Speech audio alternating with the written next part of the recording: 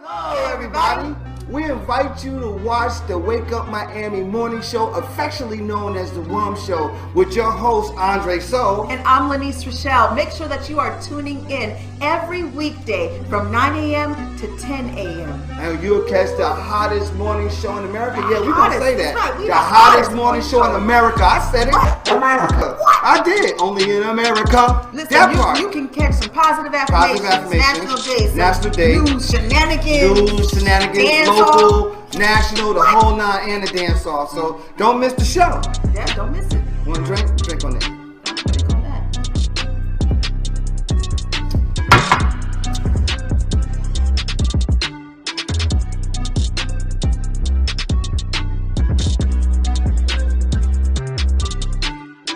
That's what it is. So that's how we feel. So you make sure that you tune in.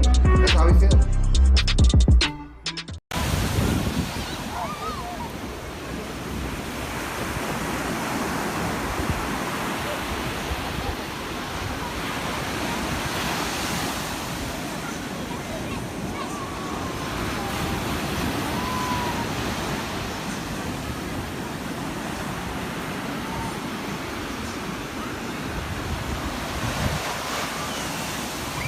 Made by Quezzy.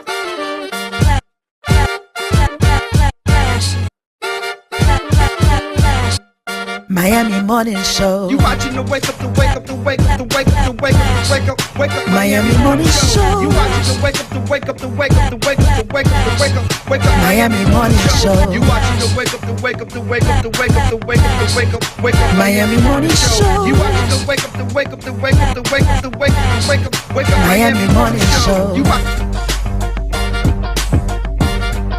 Miami Morning Show. You watching the you watching the Miami Morning Show. You watching the wake up, the wake up, the wake up, the wake up, the wake up, the wake up, wake up. Miami Morning Show. You watching the wake up, the wake up, the wake up, the wake up, the wake up, the wake up. Miami Morning Show. You watching the wake up, the wake up, the wake up, the wake up, the wake up, the wake up, wake up. Miami Morning Show. You watching the wake up, the wake up, the wake up, the wake up, the wake up, the wake up, wake up. Miami Morning Show.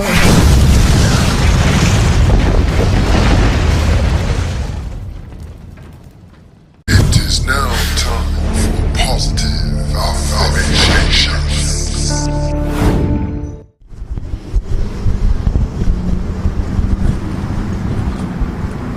Boy, what you rolling all up on me for? I'm trying to use the bathroom, boy.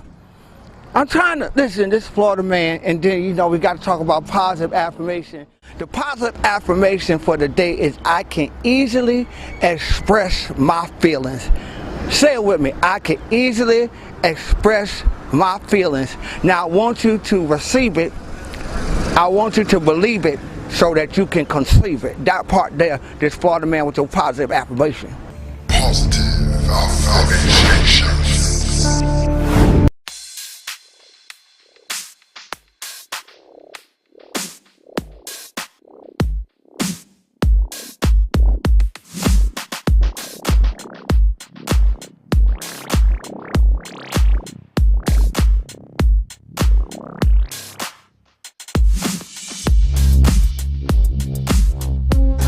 So this is the man and the reason for the season right now.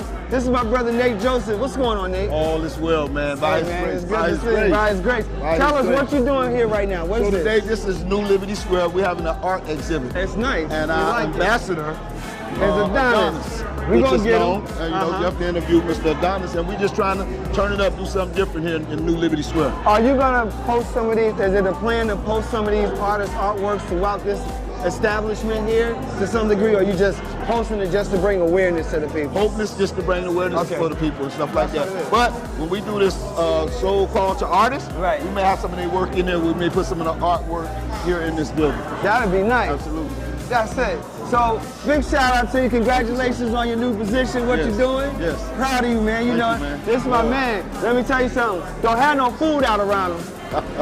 Because he's going to light it up. You got the beard and whatnot. You see him, right? Beard, right? Look at the screens. I just want everybody to know this is my brother. I love him. And if you're ever in Liberty City at Liberty, what is this? Liberty City what? New Liberty City. New Liberty City, right? If you're ever over here, come check out the artwork and just come support. Tell a brother you love him. Tell a brother you support him. And that's what it is, all right? We're going to be right back with some more people. Don't go nowhere. So what you see here is a representation of that, of us as people uniting and creating something good, bringing out all this talent and just supporting the community. So we have to do it together, right? And that's the most important thing. So we can't continue to be apart, but let's do this together and move to the next level and move to the future. Okay, I'm here with another distinguished individual. I'm going to allow her to introduce herself. Please introduce yourself. Hi, my name is Desiree Faulkner. I'm the development manager for the Liberty Square project for Related. Excellent, excellent. Well, that's a serious title, ain't it? Oh, it's serious. There's a lot of weight on that shoulder. Right, there's a lot of weight there, but you know, you look like the type of person who can handle it. I try. Right, and you do it ever so well. Thank you.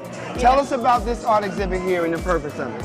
Well, we wanted to, we really wanted to put an emphasis on Black art and showcasing that in Liberty because we know we have some really talented folks out here like Adonis, and we wanted to showcase his art. We wanted to show the appreciation for the artwork in our Liberty Square area. All right, and that's what it is.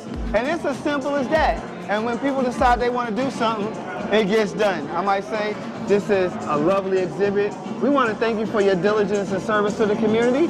Any parting words that you want to tell people or just give them a goodbye? You can do that. Either way. I want to say this Liberty Square is uprising. We have a lot of things coming for the community, so stay tuned. And you heard it. That's it. We'll be back with some more people. Don't go nowhere.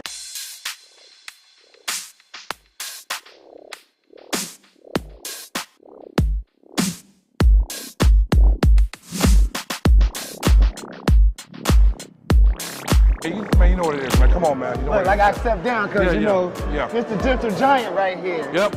You putting this on right now, I think, is outstanding. Thank you. Big shout out to you, sir. brother. You Yes, know, sir. I love you. Love you too, yeah. You've been rocking for a minute. For a minute, yeah. Tell us the significance of doing this right here, right now. This show is important because this is a launch pad for what we're about to do. Right. We're going to beautify the whole community. Right. So this is the launch pad for it. And that's why we got to build our team to be very selective of, who we select. Right. And also, so we want to have the team where different components, the moving parts can work together. Right. Right. That's what we're doing. Yes. And that's going to execute. Yeah. That's what it is. Anything you want to tell those people who are watching right now? I want to tell them I love them. I love all y'all. Keep supporting African-American entrepreneurship, and also just continue to move forward because, the Bible says the first shall be last, and the last shall be first. And I know what it is. We always show his work anyway because our studio is right by the wall, we right there. So we always show Adonis' work. All right, we're going to talk to a couple more people because we in the building, baby.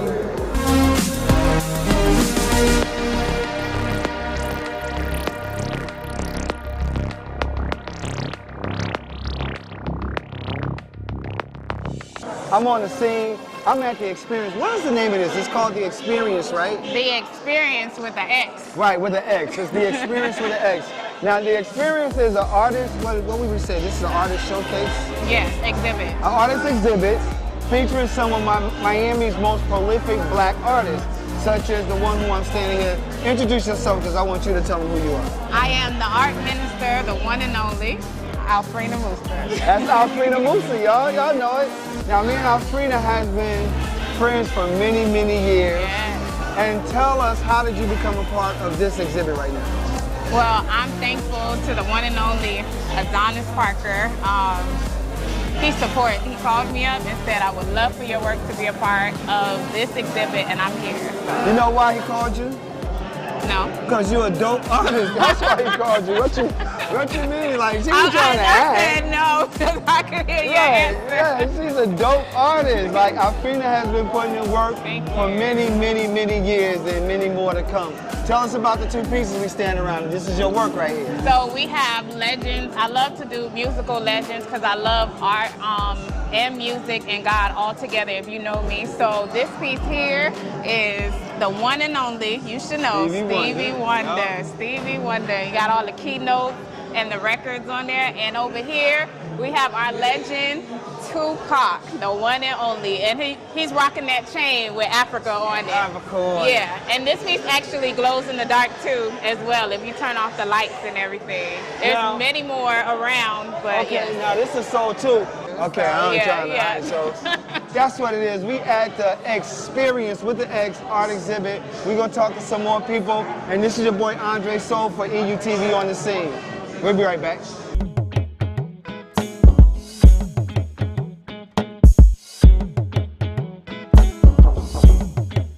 All right, I'm standing here with artist extraordinaire Bayunga. What's going on, brother? I'm enjoying the sights. It's been a minute since I've seen you. Too long. And I'm happy to see you. Likewise. Tell us, how do you feel about being part of this exhibit, and why is it significant to you? You know, I think what's even more significant for me is that this area has always been known for the arts. Right.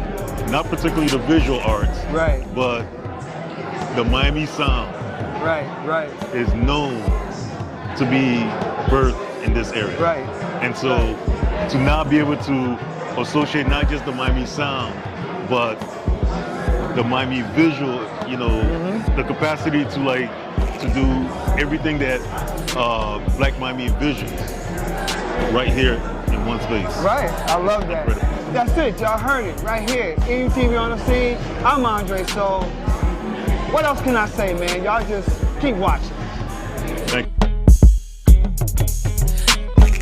Tell them who you are and what you do. Hey, I'm Eric from Miami, Eric Pygat now, you know what I mean? And what I do is I represent the famous Liberty City. We create positivity, positive vibes, good vibes right here in the city, letting you know, listen, it's not about where you're starting from, but it's about where you end.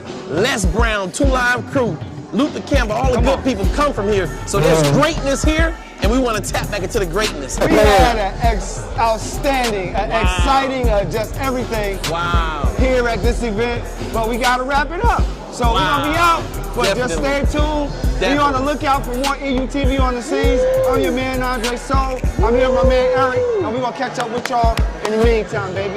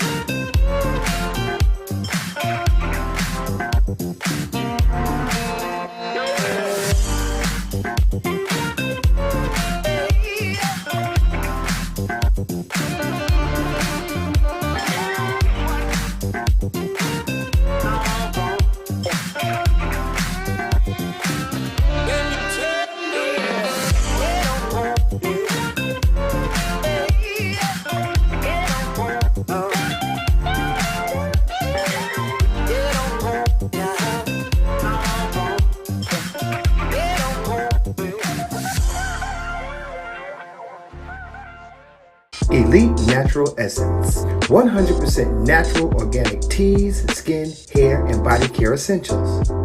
Unlock the healing power of nature. Treat yourself daily to our moisturizing body washers and body butters. Enhance your inner essence with our elite teas including Orange Smoothie and our elite Flat Belly Cleanse Tea. We also have our new Banberry Anti-O skincare line for your skincare needs. At Elite Natural Essence, we pride ourselves in providing superior quality essentials as well as enriching the lives of our community through education of natural and healthy living. Elite Natural Essence is now available on Walmart.com and the Walmart app nationwide, or visit our website www.elitenaturalessence.com. Free shipping on orders $75 or more when you enter the code ELITESHIP. Elite Natural Essence. Be beautiful, be elite. There's a direct relationship between having the businesses and being in prison. Go find see how many Asians you can find in American prisons. You ain't gonna be in there. But 51% of your prison will be black because blacks don't have any businesses and industries. There's a direct link. Blacks won't practice group economics. Black won't practice group politics. If you don't practice, you're setting yourselves up. I told that 5-story building, you're setting yourself to get wiped out. Understand the nature of race, which is economics. If you build the first floor, it's economic. Build your businesses and your industries. Control business and industry, and put that pulls in your money, and hold that money, and practice group economics with it. Arab and Asian money bounces 12 to 13 times what it leaves. Jewish money bounces 18 times. Black folk got to learn how to practice group economics. Black Americans spend every penny they get outside their own community. Then you take the money and the wealth that you get from that first floor and go to the second floor. The second floor is politics. You then take that money on the first floor and you control your politics. Black folk must quit allowing people to tell them to go out and vote. Vote for what? Nobody's going to do anything for black folk in politics. Politics is controlled by money, major corporations who got the money. That's what controls politics. If you have no money, you have no say-so, you have no benefits coming. So you take your money and you control, and you take your money from the first floor, you buy every politician on the second floor. And any politician you can't buy, you rent or lease them to get what you need. Then once you get the second floor under control with the politician, with your money, then you go to the third floor. The third floor then is the police department and the court systems. You take your money from the first floor and your politics on the second floor, and you control the court system and the police departments. Then the fourth floor, then is media. You then take the money that you generate off the first floor from business and industries, and you go after radio stations, TV stations, newspapers, and cable systems, so that you can now inform and communicate with your own people. Right now, black folk own and control less than 35 thousandths of 1% of the media in the United States. Out of 12,000 radio stations, black folk own about 75, 80. That's all. You own no cable systems. You don't have a daily newspaper.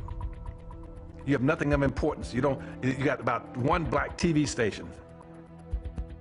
And so you can't communicate with your people, you can't inform your people, you can't do anything. You can have Rush Limbaugh and all the rest of the guys talking about racism all day long and bad-mouthing you, and O'Reilly's. They can call black folk all kind of names all day long. What are you gonna do? You can't respond. You can't communicate with your own people because you don't have an economic base. 51% of all the prisoners in the United States are black people. You only make up 12% of the population. That's no accident. It's because you don't control the economics and the politics. And they're gonna go after the weakest people they can get their hands on to incarcerate them. That's the black folk. And what are you gonna do in response to them when they over incarcerate you? You're gonna go out and have a march, a demonstration. We're gonna march. March for what? Who cares? Marching, they never changed anything. The pulse, it quickens. Sensations ignite. Cool water, hot spice, fast tempo. New cultures, new flavors, new you. You, undersea explorer. You, street artist. You, fearless adventurer. Salsa dancing to Latin beats, exploring history and heritage. Flying across a wild river of grass. Sense of time, it's lost. Sense of place, it takes over. But not any place, this place. Here, now, wow. Not the Miami you expected, but the Miami you found. Start your discovery now. Does your business need a video commercial? Let iUrban TV produce one for you today. Affordable 60-second video commercials for your website, social media platforms, or promotional purposes. We specialize in media production, content creation, photography, videography, and more. Prices starting at $2.99. Contact us today by calling 786-294-0659 or email us at iurbantv@gmail.com.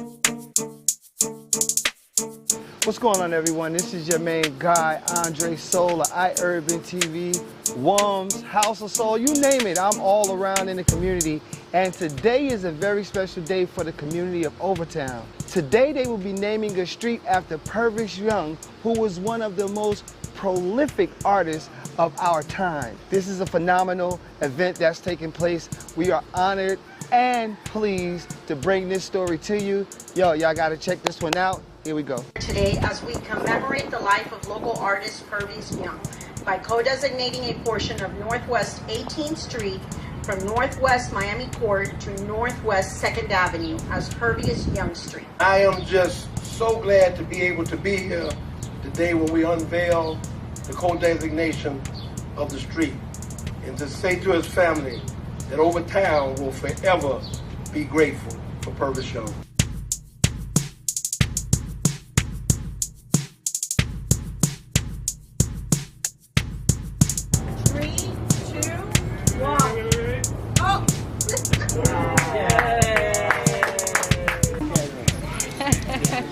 How is today important, a landmark event? Today is one of those moments where you want to pinch yourself, that I have the opportunity to recognize Purvis Young and the work that he did in our community is an honor. It's a privilege to be able to do so, and that this co-designation of the street being named in his honor will live on in perpetuity, and small children, people who have known Purvis will be able to look and say, hey, that's Purvis Young Street. That's a sense of pride that we are restoring to our community little by little by recognizing giants like Purvis Young. And you see his beautiful mural behind us, and there's just more of that to come for our community. Purvis was always, if you look at his work evolved when they were doing the I-95 renovations and they were knocking down tenements. He chronicled what was happening in his community at the time. So when you go look at the the mural at 79th Street, you see the construction, I-95 being constructed. So he paints a lot of bridges, he paints a lot of trucks. You see a lot of construction workers. And in the early 80s, when they had the riots in Miami, he paints you see a lot of tenement buildings and the crowds and fires. And so he was a student of history. That was one of his favorite TV shows. And that was reflected in his work. Today is a very important day for Purvis and his family and all people that knew Purvis, because he was very part of the historic black community and black archives, and just a historic day because he's made history. He's always wanted to be an artist. He thought that his paintings were masterpieces. His main goal was to go to Paris and exhibit his artwork in Paris. However, he never made it there. So How long were you friends with him? I used to work for the county, so on my way to the county, I would buy a piece of artwork, go to the ATM machine and buy a piece, and I became so addicted that I got to know him, and just grew. Friendship grew. So I was very proud of that.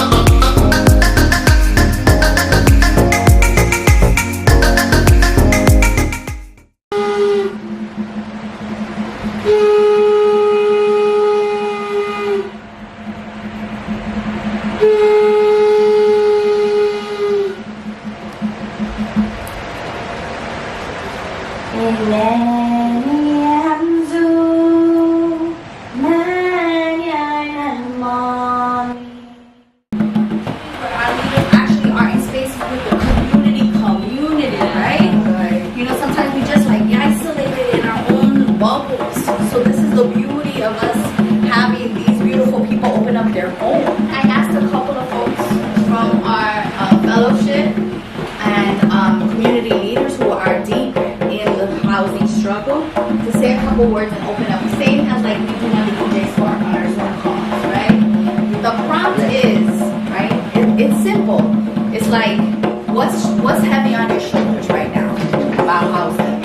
And where do you see, like, we talk about disruption. We got Smash up in here. We got Women with Broken Heels disrupting. So it's natural in the right for creative disruption fellows are also here. So what is the thing that we're disrupting right now? We're trying to fix the system and break down these walls, right? And our whole entire sort of theory of change is that we want community control and community ownership of resources. That starts with the land, but it also is our renewable energy, it's the jobs in our community, and we want to build, we want to own, we want to build and maintain our own blocks. So right now, Push Buffalo started with 20 blocks. We're in 40 blocks. We're in about 150 parcels of land. We're building affordable housing. The positive thing is that community-based organizations are rising up. We have Not For Sale is a group of community-based organizers against development. In Dorchester, we have Reclaim Roxbury that's doing the same thing in Roxbury. Then you Keep It 100, JP. So folks are rising up and thinking about development in a different type of way. So that's a positive piece of it. We don't know if we could stop this development though. That's just keeping it what it is. What we are trying to do is making the development what we consider to be legal under the current fair housing regulations and laws. What weighs heavy on my heart is, what am I fighting for? You know, what are we fighting for with our neighbors? What are we trying to protect? Because with Ironbound, one of our biggest housing struggles has been around public housing and trying to maintain our public housing. There are 10,000 people on the waiting list for public housing. And so I look up to Rawa's organization, Push Buffalo, as the ideal. That's the North Star, right? You own the blocks. But it wasn't really that it took us 1 year. It's that we've been building for decades of making sure that we're organizing public housing tenants with private housing tenants, right? Because they need to see their struggle as shared, because they're often pitted against each other. Public housing ruins the neighborhood. I'm like, you're renting, you're just as precarious, and you have less protection from HUD. So we try to gain, you know, really align the tenant associations in the public housing with the tenant unions that we're able to do building by building. You know, a lot of the things that we're like battling here, the fellowship is like, we often think disruption is direct action.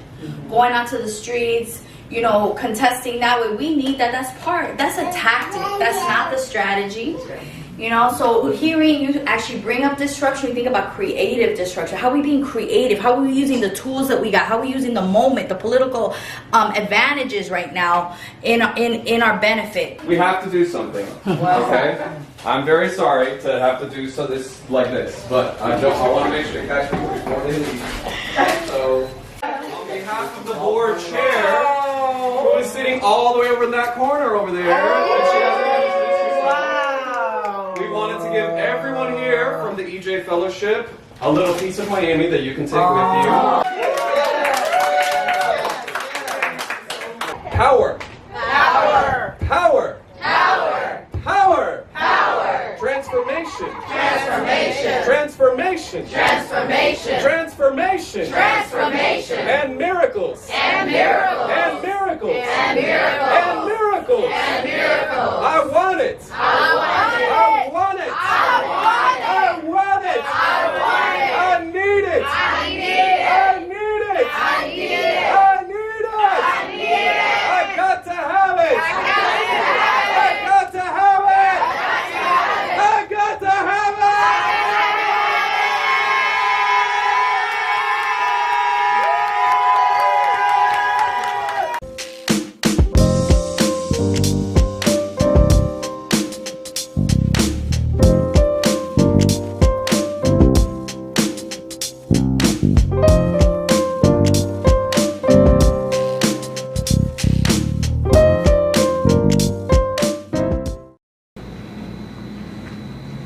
Miss Pinckney, how are you? I'm fine, thank you. Tell us a little bit about yourself and where you're from and where you grew up and what was it like at that time? I'm from Miami, Florida. I was born in Overtown. I went to Dunbar Elementary School, and I went to Booker T. Washington High School, and I finished Booker T. Washington High School in 1949. And then I went to Talladega College in Talladega, Alabama, and I finished in 1953. And then I went to Chicago, Illinois. I worked as a group worker in Chicago. I stayed there for 2 years and then came back to Miami and began a teaching career at Dorsey Junior High School, where Mr. Samuel Coyne was the principal. He was the one that hired me. And I also worked at Edison Senior High School. I was the first black counselor at Edison, but that could be a controversial thing because the first black counselor at Edison was Juanita Hamberry, but she was an assistant principal at North Dade Senior High School, and she said that she was demoted because of integration. And she sued the school board because she said she was not a counselor. She was supposed to have been promoted or kept the same title as an assistant principal. And she won her case. So they hired me. So I became the first, I guess you would call, legitimate counselor at Edison, black counselor. I wasn't the first counselor, I was the first black counselor at Edison Senior High School. And then I became assistant principal at South Miami Junior High School. And I remained there for 20 years. I worked for the Miami-Dade School Board for 36 years. And then I retired. And I got interested in historic preservation, and I founded the Historic Hampton House Community Trust. And the purpose of that was to restore and save the Hampton House. Tell us about the Hampton House. Well, the Hampton House was an elegant place, a very beautiful place back in the days of segregation. It was the place of choice where people from all over the country, entertainers stayed here, dignitaries stayed here, and they just had a good time here. There was good entertainment, good food. People just enjoyed the ambiance and the atmosphere of the Hampton House. The Hampton House was owned by a Jewish couple, and they saw the need to have a place where black people could enjoy themselves in a first-class place. And so this was the place, the hotel, whenever Dr. Martin Luther King was in town, he stayed here. Muhammad Ali stayed here.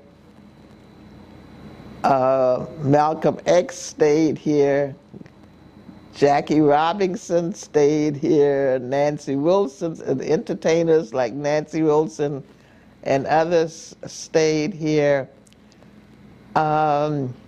We have videos of their being here.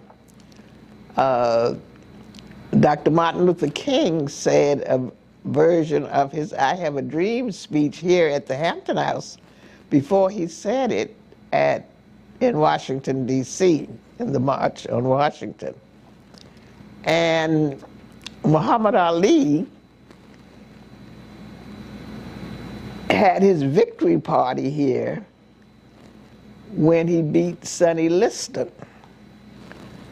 And Malcolm X proselytized Muhammad Ali to the Muslim faith here at the Hampton House. So there was a lot of historic things going on, as well as the entertainment. And so one day a lady, and this was a white lady, by the name of Kathy Hirsch, came to me, and she said that she had heard some information about the Hampton House. And the information that she heard made her believe that this building should get historic designation. And she was wondering, somebody told her to contact me to see if a group that I was working with would sponsor the historic designation of the Hampton House. So I told her to come to one of the meetings of the African American Committee of Dade Heritage Trust. And she came to that meeting. She had 3 videos, one about the Hampton House, and well, all of them were substantiating, actually, that the Hampton House needed historic designation. And so we discussed it, and we voted to sponsor the historic designation of the Hampton House. Well, while we were in the process of getting that done and getting the history written, we were told that the county was going to tear the Hampton House down because it had become a derelict building and an unsafe building, and that it was a danger to the community. And so what we were just confused about that, because we were looking at the historic value, and we decided that we wanted to fight that. So we went to the county and we said, we don't want you to tear the Hampton House down. We need to preserve it. And so the final result of that was that we did get the county to stop the demolition. I went to Louis Pinellas, and his brother was the mayor at the time, Alex Pinellas. And we asked for a stay of demolition. And so when I talked to Louis said, well, the mayor cannot stop the county from doing its job. What you need to do is to get your people together. Can you get your people together and have a demonstration in front of the Hampton House? Get some food and a band, or make a big deal out of it, and save the Hampton House. So I said, Louis, we don't have any money to pay a band to come out there and buy food and do all this you're telling us to do. So he said, well, can you get the people out there? So I said, yes, I think I can get the people out there. He said, okay, if you can get the people, I'll get the band and I'll get the food. But it's going to be Cuban food and a Cuban band. So I said, I don't care what kind of food and I don't care what kind of band. It's just since we do it and do whatever it takes to save the Hampton House from demolition. And so we had that demonstration, and the mayor came, and Barbara Carey Schuler came. She was the commissioner at that time. And so we got the mayor to say that they were going to do a stay of demolition for the Hampton House. And so then people started saying, well, how are you going to restore it? Where are you going to get the money from to restore it? So I said, well, we don't have any money. So somebody told me about the general obligation bond program. And they told me to apply to try to get some money to see if we could get money for the restoration of the Hampton House. So I went, I got the application, but when I got the application, I didn't know how to fill it out because it was asking you what you're going to do with the money. So I couldn't say what we're going to do with the money. That required an architect, and I'm not an architect. So I went to Richard Heisenbottle. He was on the board of Dade Heritage Trust. And I asked him to fill, and he's a historic preservationist. I asked him if he would fill out this application for me. So he told me that he would have to come to the Hampton House and go over it to see what the needs were. So I met him here at the Hampton House, and when I saw him, he came in his GQ suit and his Mercedes Benz, and this place was filthy and nasty.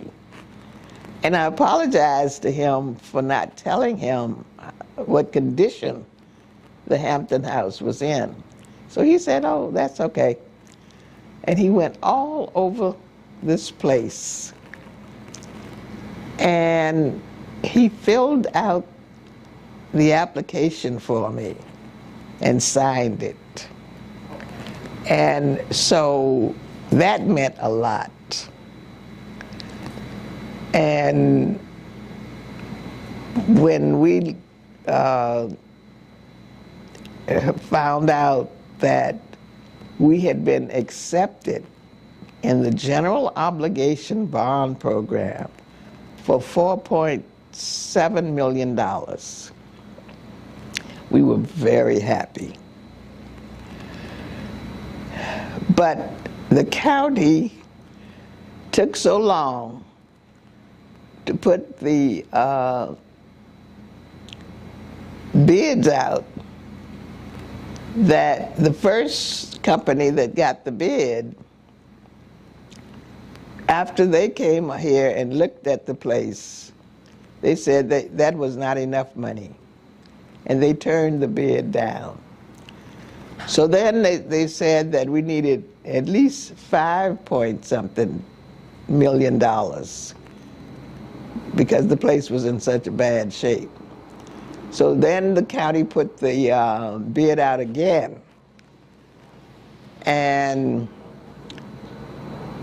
that was for 5 point something, I don't remember exactly what it was, but anyway, another company got the bid, and when they checked it out, they said, that's not enough money, we can't do it for that.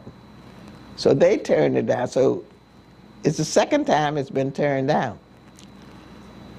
By this time, Commissioner Edmondson was in, it was the county commissioner for District 3. And they said that it would take 6 point something million in order to do it, a portion of it, because the building still is not completed, but at least it's usable. And so Commissioner Edmondson was in fact, she was the one that got the 5 point and she got the 6 point. And so she got the money that we needed in order to start the construction of the restoration. And I'm ever grateful to her for being able to do that. So it took, I started working on this in 2001, and we were not able to get into the building until 2015. So it took that long for us to, and we had so many people who came and wanted to help, but then they got tired because nothing was happening, and they were saying, well, it's never going to happen. They had given up. There were so many people that gave up. But, you know, I just felt that God was going to come through. I had faith in God, even though many times it looked like nothing was happening and people got discouraged. But, you know, I just kept the faith. And so we have come to where we are now and what you see here now, and we still have work to do, because on the second floor we are hoping to get a dance studio and a recording studio. That has not happened yet, but we're still working on that. So we still have some work to do, but I never give up, because I keep the faith. And the Hampton House is one of the projects that I've worked on, as well as the Lemon City Cemetery.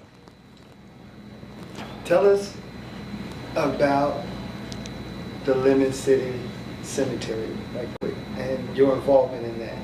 And why did you become involved in that? Well, with the Lemon City Cemetery, someone who worked for the county called me and said that they were going to build 3 affordable housing units on this property, and they're digging up and they're finding human bones. And nobody knows anything about it. And they believe that it's a cemetery. So, and you know, something needs to be done. Well, the city of Miami had given these developers permission. They had all their permits and everything to build these 3 affordable housing units on this property. And so they were saying, you know, they weren't sure that they were human bones. And but then the medical examiner said they were human bones and that they were black people. So I really didn't want to get involved in that because I had enough problems dealing with the Hampton House. But there were people who said that they felt that I was the only person that could really do something about it, because they felt that it should be stopped. And these developers have a lot of money and have a lot of power, and it's going to be difficult to stop that. So we had to prove that it was a cemetery. I received a list of 523 names from Larry Wiggins, a genealogist, that proved that this was a cemetery. It had the names of people there. And so I said, it's a cemetery. We can't have people building on a cemetery. It's a disrespect to the dead. Well, one building was almost halfway up. And so what actually happened was that building, there was a compromise, and that building was finished. But I said, you got to move these other two buildings. You cannot put those other two buildings on that property. And as we were working on moving the two buildings, I was getting telephone calls from people saying, could you look up look on the list and see if my grandparents are there, or, you know, people wanted to know if they had relatives buried there. And I was, one of the times that I was looking for, I think it was Dr. Hollington Hanna, and I said, well, he said he wanted to know if his grandfather was buried there. And I said, I'll look and see. And I was looking. I said, well, what was his name? He said, James Cunningham. So I'm looking in the C's, and I find John Clark. John Clark was my grandfather. And I said, John Clark, that was my grandfather's name. And I'm looking at the information there, and where it said spouse, it said Melvina Clark. That was my grandmother. That's who raised me.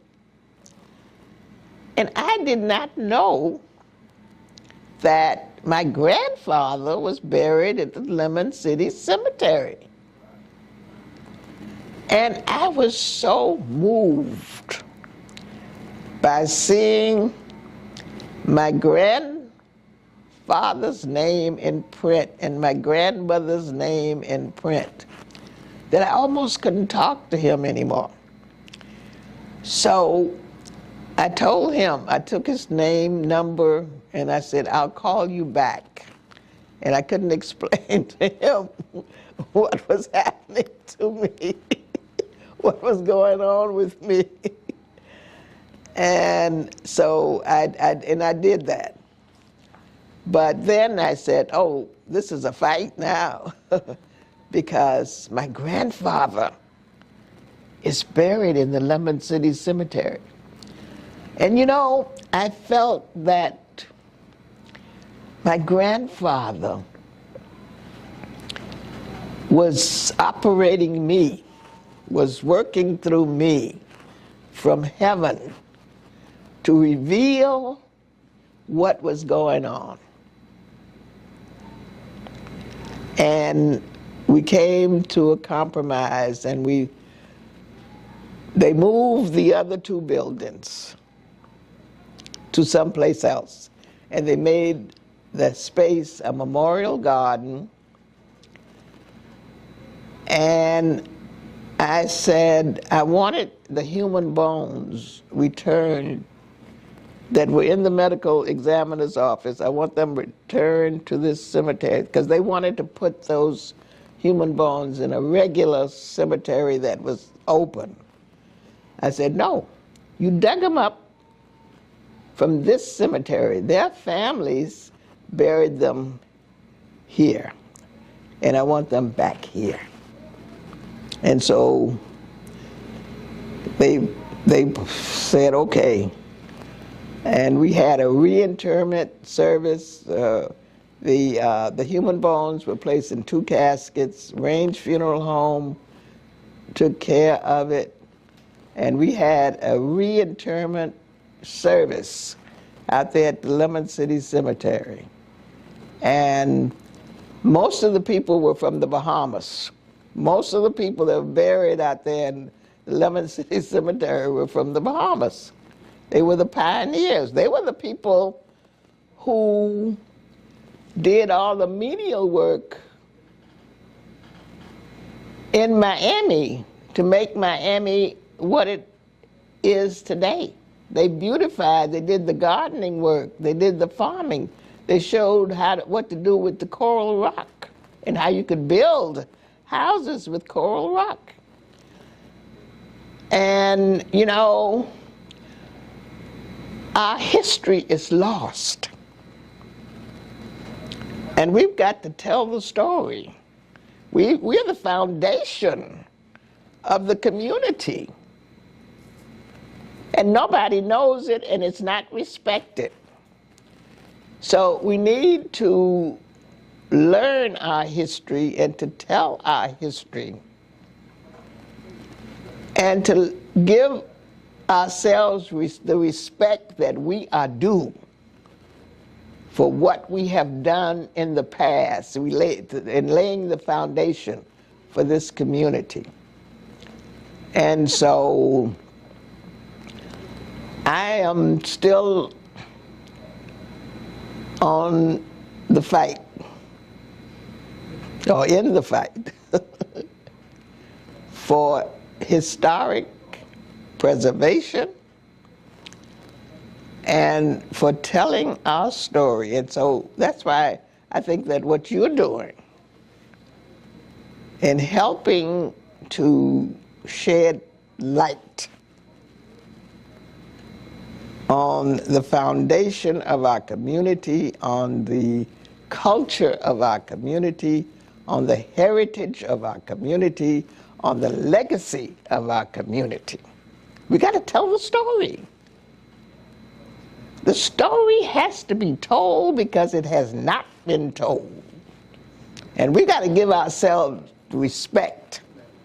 And this is the only way we're going to do it. So I congratulate you on what you are doing to help in telling the story. And for the camera, please state your name. My name is Enid Curtis Pinckney. And your age, Ms. Pinckney, if you can. Your age. My age, I'm 90 years old. She done told everything. Anything you want to say in closing remarks, Ms. Pinckney, about anything, or about Miami, about something that's going on within our community? The floor is open for you to say whatever you want to say. Well, you know, last week I went over to Judge Lawson E. Thomas's office because we recently got historic designation. Dade Heritage Trust was the sponsor of the historic designation of his office building. And the reporter who interviewed me about that and wanted me to take a picture in front of the... I'm enjoying this. Okay. Okay. All right, we ready? We rolling? You ready? Rolling? Okay, yeah, finish. Okay. Finish. I went to Judge Thomas's office to take a picture in front of the office because of the historic designation. And the reporter for the New Times newspaper, Joshua Cabellas, I believe, I might not be pronouncing his name correctly, but anyway, you know, he was interested in taking a picture of the building, and when he looked at it, he said, you know, this man did so much for this community. And look at this building, you know, with the paint on it. You can't even take the picture with his name. The name Thomas was covered up with trees, which, you know, you couldn't take the picture showing the name Thomas. And he wondered why the community let that building look like that. And that's a good question. Why do we let our history look like that?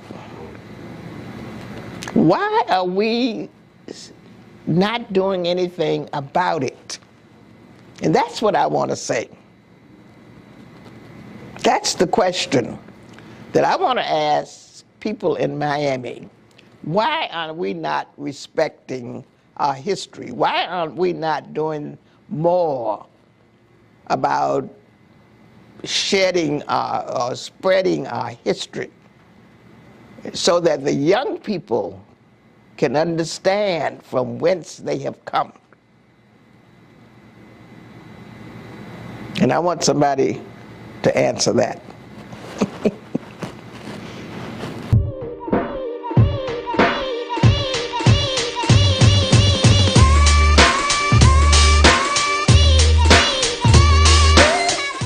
Made by Quezzy.